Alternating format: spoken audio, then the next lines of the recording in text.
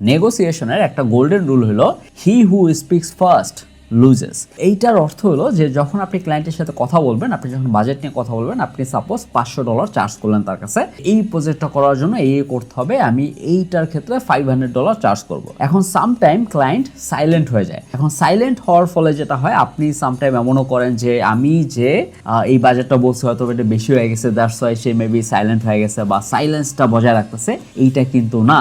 Sometime client silent হয়ে যায়, একটু চিন্তা করার জন্য সে একটু চুপ থাকে, এবং এইটার পরে আপনি যদি বেশি ডেসপারেট শো করেন যে সমস্যা নাই, $500 দরকার নেই, আমি $400 করে দিব বা $300 করে দিব, যখনই আপনি এই টাইপের কথা বলেন তখনই ক্লায়েন্ট বুঝে ফেলে যে আপনার বাজেট বলার ক্ষেত্রে ঘাটতি আছে, এবং তখনই সে আপনাকে এমনভাবেই বলবে যে আপনি আরও প্রাইস কমান। সো তখন এমনও হতে পারে যে ওই ক্লায়েন্ট আপনাকে কাজ দিবেও না, কারণ এই ক্ষেত্রে যখন আপনি প্রাইস বলবেন তখন ডেসপারেট হওয়া যাবে না।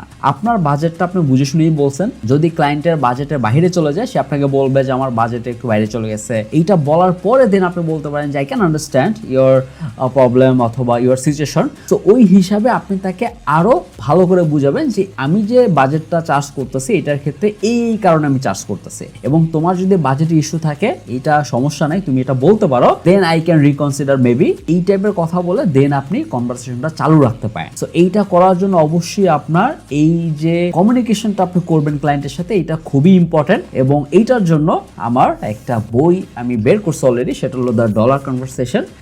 ফ্রিল্যান্সিং এর যারা কমিউনিকেশন নিয়ে একটু ঘাটতি আছে বা কমিউনিকেশনটা আরো ভালোভাবে শিখতে চায় তাদের জন্য এই বইটা। এটা আপনি রকমারিতে পেয়ে যাবেন, যদি ইন্টারেস্টেড থাকেন রকমারি থেকে সরাসরি অর্ডার করতে পারেন।